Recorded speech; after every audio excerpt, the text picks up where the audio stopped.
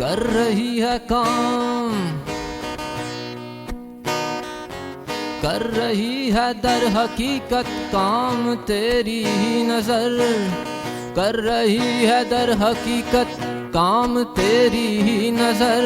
मैं कदे में गर्दिश सागर भराए नाम है ये जो हल्का हल्का सुरूर है, ये जो हल्का हल्का सुरूर है, ये तेरी नजर का कसूर है कि शराब पीना सिखा दिया।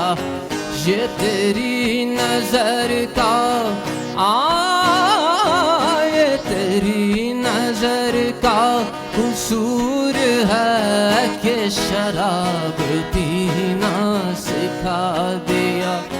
ये जो हल्का हल्का सुरूर है, ये तेरी नजर का कसूर है कि शराब पीना सिखा दिया, कि शराब पीना सिखा दिया।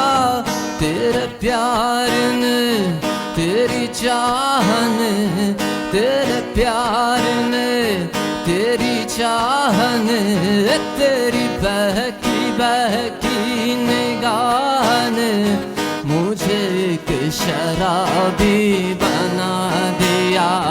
तेरी बहकी बहकी निगाह ने मुझे एक शराबी बना दिया। शराब कैसी कुमार कैसा, ये सब तुम्हारी नवाज़िशें हैं। पिलाई है तूने किस नजर से कि मुझको अपनी खबर नहीं है। तेरी बहकी बहकी निगाह ने मुझे एक शराबी बना दिया। सारा जान मस्त, सारा जान मस्त, जहाँ का निजाम मस्त, सारा जान मस्त, जहाँ का निजाम मस्त। वो मस्त शीशा मस्त, सब मस्त जाम मस्त, वो मस्त शीशा मस्त, सब मस्त जाम मस्त। दिन मस्त रात मस्त, सार मस्त शाम मस्त। यूं तो साकी हर तरह की तेरे मैं खाने में है। यूं तो साकी हर तरह की तेरे मैं खाने में है। ये वो भी थोड़ी सी, ये वो भी थोड़ी सी जो इन आंखों में पैमाने में है। सब समझता हूँ तेरी ईश्वरी ऐसा की, सब समझता हूँ तेरी ईश्वरी ऐसा की। काम करती है नजर नाम है पैमाने का, बस तेरी बहकी बहकी गाह ने, तेरी बहकी बहकी निगाह ने मुझे एक शराबी बना दिया। ये तेरा प्यार है मेरी जिंदगी, तेरा प्यार है, तेरा प्यार है, ये बस मेरी जिंदगी तेरा प्यार है। ना नमाज आती है, ना नमाज आती है मुझको, ना वुजू आता है। सजदा कर लेता हूँ जब सामने तू आता है। बस मेरी जिंदगी तेरा प्यार है, बस मेरी जिंदगी तेरा प्यार है। मेरी जिंदगी तेरी याद है, मेरी बंदगी जो तेरी खुशी, वो मेरी खुशी जो तेरी खुशी, वो मेरी खुशी। ये मेरे जनू का है बोझ सा जहाँ अपने सर को झुका दिया वहाँ मैंने काबा बना दिया। जहाँ अपने सर को झुका दिया वहाँ मैं काबा बना दिया। ए मेरे बाद किसको सताओगे, मेरे बाद किसको सताओगे। मैंने तो अव्वल उनके सामने खंजर रख दिया, फिर कलेजा रख दिया, दिल रख दिया, सर रख दिया और अर्ज किया मेरे बाद किसको सताओगे, मेरे बाद किसको सताओगे। मुझे किस तरह से मिटाओगे, मुझे किस तरह से मिटाओगे। कहाँ जाके तीर चलाओगे, कहाँ जाके तीर चलाओगे। मेरी दोस्ती की बलाएं लो, मेरी दोस्ती की बलाएं लो। मुझे हाथ उठा कर दुआएं दो, तुम्हें एक कातिल बना दिया। मुझे हाथ उठा कर दुआएं दो, तुम्हें एक कातिल बना दिया। ये जो हल्का हल्का सुरूर है ये तेरी नजर का कसूर है कि शराब पीना सिखा दिया।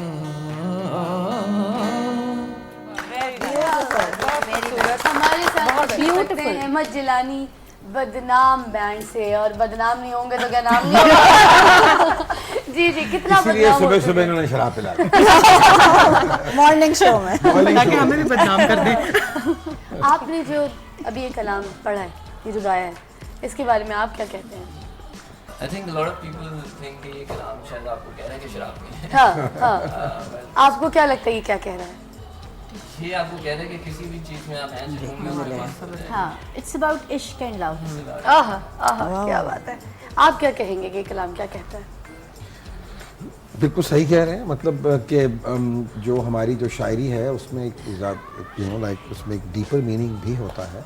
बेसिकली तो वो यही कह रहे हैं कि जो हल्का हल्का सरूर है ये तेरी नज़र का कसूर है। यानी कि जो एक जब दो लोग मिलते हैं तो जो पहला कांटेक्ट उनका होता है वो आंखों का जरिए। First you see each other and then whether you like the person या you don't like the person या जो भी आपका होता है। तो वो एक इस पे आंखों पे और आंखों की शायरी पे तो हमारे माशाल्लाह शायरों ने किताबें और कसीदे और लोगों के करियर, बहुत कुछ, लोगों के करियर पे बहुत ज्यादा मेहनत करते हैं मियां साहब, ठीक है ना? हाँ, मैं बहुत ज्यादा। किसी की लाइफ बनाने की अगर बात हो, किसी के काम की बात हो, फ्यूचर की बात हो, और टैलेंट को अगर बाहर निकलवाना हो, तो वो इनको हुनर अच्छी तरीके से पता है कि किस तरह से। हाँ, एक और तो जब अपनी बनाई हुई चीज इस तरह से उसके ऊपर एफर्ट मेहनत करते हैं तो कभी प्यार हो जाता है? अपनी बनाई हुई चीज से मोहब्बत होती है? नहीं, I do enjoy a lot of stuff that I make और मैं उसको ज़रूर उसको सुनता भी हूँ बहुत। उनको बेसिकली तो आई कंपोज एंड ऑल्सो अभी जो मेरा प्रोजेक्ट है हीर रांझा, इस पर मैंने गाने भी लिखे हैं। जो मेरी गालिबन दूसरी एल्बम थी दिल से, उसमें भी मैंने बहुत से गाने मैंने लिखे थे और डिफरेंट आर्टिस्ट से। फीचर्ड एल्बम इसमें 8, 9, 10 मुख्तलिफ आर्टिस्ट। और मुझे अभी तक वो सीडी नहीं मिली। आई रिमेंबर मैंने आपसे बड़ी मेहनत की थी फ्रॉम द मार्केट। और वो सीडी मुझे मिली थी एंड इट वाज ब्यूटीफुल, है ना? बहुत ही अच्छा, आपने इतने लोग मतलब आर्टिस्ट आए और गए आपके पास से, बहुत सारा टैलेंट हंट भी मैं ये कहूँगी, उसमें म्यूज़िक कॉम्पोजिशन पे इनका बड़ा कमाल हासिल है। उसमें मैंने बहुत सी ऐसी इवनिंग्स भी अटेंड की जिसके अंदर एक बड़ा नया सिंगर हमें लगता था और कुछ अर्से बाद माशाल्लाह वो एक बहुत उसको एक इतना बूम भी मिलता था और उसमें जो डेफिशिएंसीज थी वो ये उसको उसमें से उभारते थे, निकालते थे। मेरा क्वेश्चन ये है कि आपको सबसे ज़्यादा जो आपने जिन लोगों को ग्रूम किया है, हम क्रिएशन तो नहीं कहूँगी, लेकिन उसमें सबसे ज़्यादा आपने किसको एंजॉय किया? मेरा ख्याल है कि देखिए मैं हाँ, अपने बारे में हाँ, उस पे सबसे ज़्यादा आपको किस पे लगा? what I feel that what I have in the talent in me is that I have a good eye and a good Yeah, ear. सबसे पहली बात ये होती है। और मेरे पास जो लोग आते हैं they have the talent. Obviously. I'm not a teacher. I don't teach them anything.